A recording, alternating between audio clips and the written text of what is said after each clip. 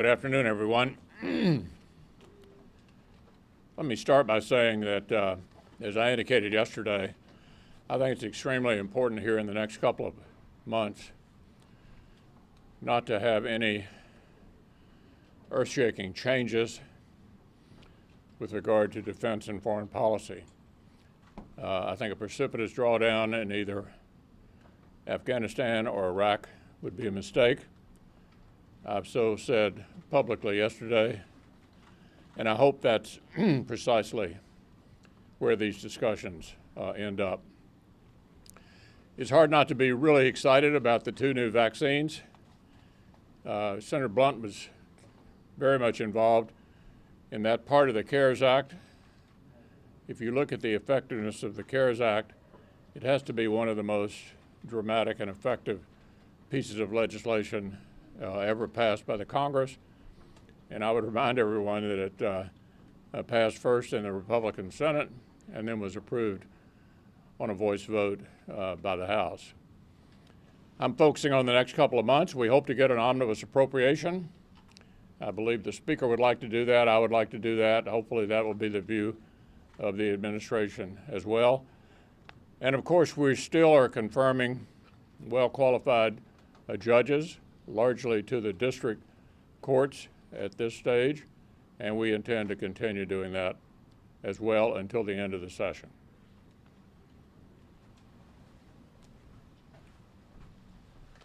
Well, the pandemic has put some unimaginable hurdles in front of the American people, but the one thing that hasn't been lost is American ingenuity. And as the leader pointed out, the news on the vaccines this week is great news. And a tribute to Operation Warp Speed, we now have not one but two potential vaccines out there with perhaps more to come. And so it is a great accomplishment for the Trump administration, the private companies who have worked together in record time to get these vaccines to the point where hopefully we'll be able to get them out to the American people and start the good work, the hard work of ensuring that we're doing everything we can to defeat this virus. We have our job and work to do here in Congress too, our responsibility. I think Congress should pass the coronavirus relief bill, which has passed the Senate, or I should say has drawn a majority of support in the Senate not once but twice. It is a targeted bill. It's a fiscally responsible bill. It deals with schools. It deals with health care. It deals with the PPP program, which benefits small businesses all across the country, and it could become law. The House Democrats and the Democrats here in the Senate, for that matter, seem insistent on clinging to this multi-trillion-dollar liberal wish list that they've put out there, even as their majority, the Democrat majority in the House, continues to shrink by the day. If nothing else, I think the American people are sending a message that they want a fiscally responsible approach to this challenge, one that targets the assistance where it's needed the most and provides much needed relief to the American people. So I certainly hope that the Democrats will come to a conclusion here soon, decide to work with Republicans. Republicans have been willing to compromise from the very beginning. The Democrats clearly have not. And we will continue to have an open door, and we're ready to negotiate at a moment's notice if the Democrats come to the realization that the position that they hold right now is an untenable one and one that is costing the American people. The news just out about the vaccine to fight coronavirus is really great and historic news in this effort to protect ourselves from coronavirus. It was the front page story of every newspaper, major newspaper in America. This morning, the New York Times, another vaccine appears to work against the virus. Another vaccine, that's two. One with about 94% effectiveness, the other 90% effectiveness. These numbers are remarkable. Just think about not that long ago, Dr. Fauci said if we could come up with a vaccine that was 50% effective, that would be really good news. As a doctor, I will tell you this is a modern day medical miracle. And it may be by the end of this year, 20 million Americans may be able to be started during the vaccine process. This is tremendous news. When you take a look at the spike that we're seeing in coronavirus cases around the country and around the world, this vaccine truly is the light at the end of the tunnel, and it's made possible by the commitment of the Republican majority in the Senate and this administration and our efforts to focus on Operation Warp Speed. Now, at the same time we've been doing this, the Democrats have seemed to be rooting for failure. Started with Joe Biden saying he wasn't sure that a vaccine was even real. Kamala Harris in the vice presidential debate said that if there was Donald Trump said that there was a vaccine that worked, she would not take it. And Nancy Pelosi, in her $3 trillion so-called HEROES Act, she has more money in that to do direct paychecks to illegal immigrants than she does to help with a vaccine. And last week, when the first news came out about Pfizer being 90% effective, what did the governor of New York have to say? The governor of New York had to say this about all this good news. He said, the bad news. The bad news is that it's about 2 months before Joe Biden takes over. And that means, he said, this administration is going to be implementing a vaccine plan. This administration is going to implementing a vaccine plan. And he calls that bad news. My question for the governor of New York and Democrats who think like him is, why is it bad news that American ingenuity and invention and investment could come up with such record-breaking efforts to develop a vaccine? Why is it bad news that families will be able to have parents get back to work and kids get back to school and the great American comeback to happen that much faster? Why is it bad news that millions, if not tens of millions of people in America and around the world will have their lives saved by this vaccine? This is something to celebrate. This is a success for the world to turn to America and say, you have done it and you have done it right. Maybe that's the reason that the Democrats call it bad news.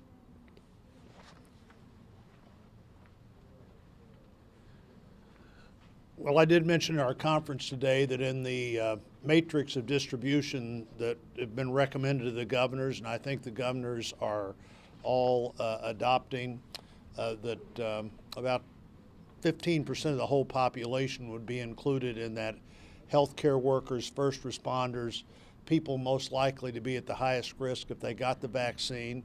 The next 35% would be the emergency workers of the country. And by the time you get that 50% of the people that could have access to the vaccine, if they wanted to have access to the vaccine, probably into March, and everybody is safer if the people you're most likely to come into contact with outside your normal closest circle have been vaccinated and can't get the vaccine. So I do think that's all, I can't get the virus. I do think that's all headed in the right direction. We'll be talking more about that. I also think in the troop drawdown area, in Somalia, the discussion Somalia and Iraq and Afghanistan, none of those places are nearly as secure if we leave as they are if we're there. I think there's some room, depending on the discussion as to whether you could have a partial drawdown or not. But particularly in Afghanistan, if we want to continue to move forward with a peace discussion with the Taliban, I think we have to have a presence. And if we want to have any chance of enforcing a peace agreement that involves the Taliban, we have to have a presence.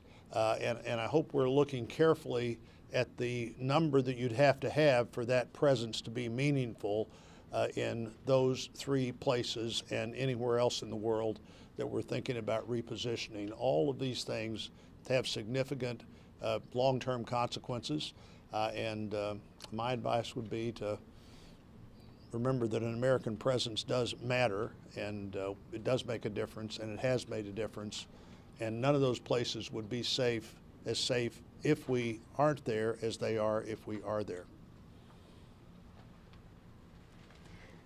This is pretty darn amazing, folks, that we are seeing the development of these vaccinations in such a short time frame. So Moderna, of course, announced that they are very, very close to delivering on that vaccine with a high efficiency rate. We have seen that from Pfizer as well. But I also want to give kudos not only to those in the pharmaceutical companies, in private industry, but also to those wonderful folks at the Department of Defense that are working in collaboration with these private industry groups in delivering the vaccination as well, because we know that this will be an important part of making sure that those vaccinations get from point A to point B. So kudos to everyone that has been involved in this process. Operation Warp Speed has been a tremendous success for this administration. I do want to give a shout out to the Trump administration for making this possible by thinking outside of that box on making sure that we can deliver those much needed vaccinations quickly to the American people. So I also want to move on to another potential COVID-19 recovery package. I do think that this is very important. I keep stressing this over and over again. I actually sat down on, I guess it was Friday afternoon, with a community-based provider group in Red Oak, Iowa, Nishna Productions. They work with those folks that are intellectually and physically disabled. They have individuals that go to work every single day caring for those that have difficulty caring for themselves. We want to know that they are protected. How do we do that? We make sure that we're getting another COVID-19 relief package out. So again, Democrats in the House, they need to come back to the table. They need to focus on what is right for our frontline workers, those essential workers that are out there every single day caring for members of our communities. So let's get over the partisan politics. The election is over, folks. Let's come back to the table. Let's make sure we're doing the right thing for our constituents, those essential workers, and celebrating the fact now we have a vaccine. Let's keep our economy strong and protect those essential workers. Thank you.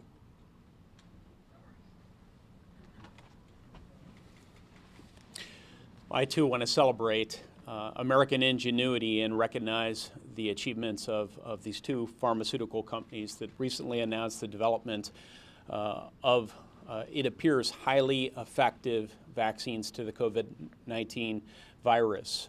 They, of course, in the coming weeks will be seeking formal approval for emergency use from the FDA. And there's some other drugs online that are notable as well. Eli Lilly out of Indianapolis, Indiana, has a drug that is targeted towards those who are most at risk of contracting the COVID-19 virus, and it's already been approved by the FDA. All of this is possible because of our innovators, our frontline scientists, our incredible university system, but the Trump administration is also to be commended for its Operation Warp Speed, finding a new way to do business, and Republicans in the U.S. Senate, led by Roy Blunt, who helped author this initiative in the CARES Act. So very proud of my colleagues, and we need to build on that success here in Washington. First order of business is we need to make sure that all of the leadership who might need access to current COVID developments has access to that. So that would be the Coronavirus Task Force. The second thing is we as legislators need to build on our CARES Act success by passing the next round of assistance. Small business assistance is especially important as we see hundreds of thousands of businesses having permanently closed on account of this pandemic. They require additional help. I've been talking about this for months. I'll continue to talk about this. Fortunately, a variant of the legislation I put forward with Senator Bennett is part of the Republican Senate relief package, as is additional essentials like school funding. So look, I understand some of my colleagues on the far left have other priorities. They may be a bit in tension with our more targeted relief bill. They may have additional sort of wish list priorities that they want to tack onto this. This is not a time for putting forward your ideological initiatives. If there's one thing that I think we learned in the recent elections, it's been the rejection of this far left impulse of the National Democratic Party. So hopefully we can agree that there's much to like in this Senate bill and move on it in coming days. Yeah,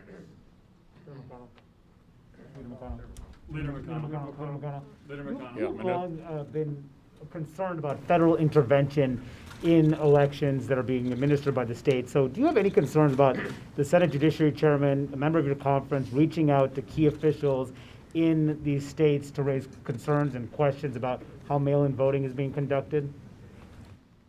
Well, you can ask Senator Graham about that. What I've emphasized is that one of the beauties of the American election system is we have 50 separate ways to conduct them. Every state is different. It ought to stay that way. We ought not to try to nationalize how we handle elections. States know how to do it.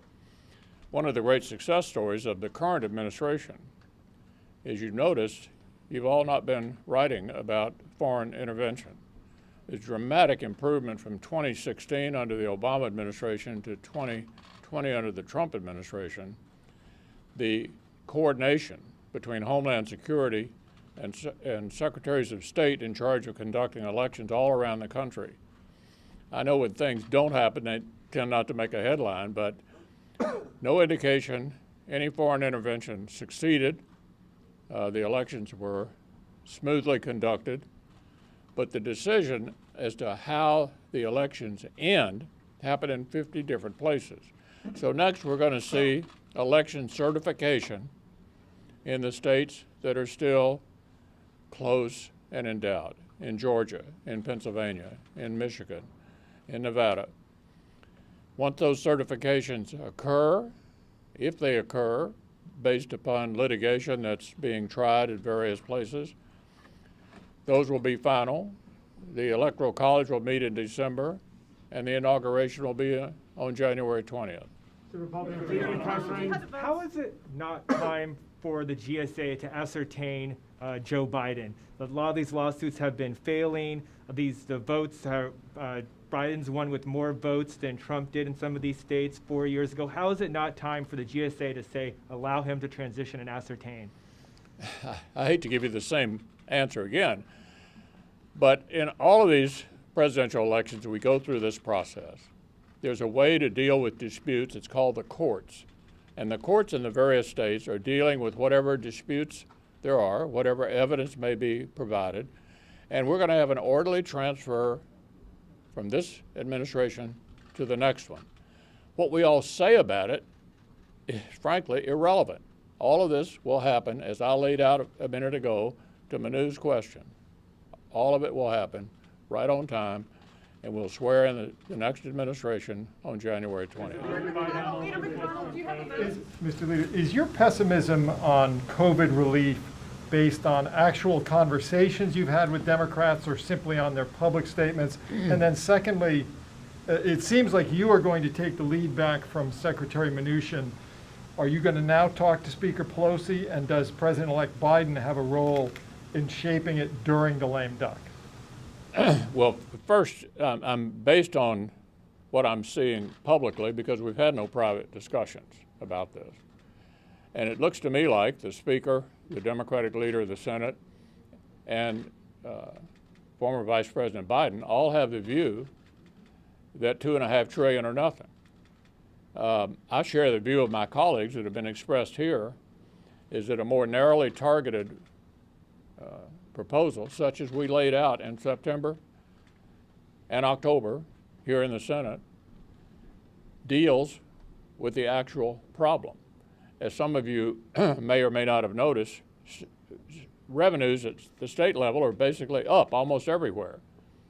And they continue to insist, apparently, on almost $1 trillion for state and local government. That has nothing to do with solving this problem. So to sum it up, I'm open to a targeted bill, roughly of the amount that we recommended, $500 billion, which is not nothing, narrowly targeted at schools, at healthcare providers, at PPP, and of course liability reform to keep America from being engaged in an epidemic of lawsuits on the heels of the pandemic. Very open to that. But I've seen no evidence yet as several of my colleagues have suggested, that they're open to it. Open this up, please. Open it up. Thank you.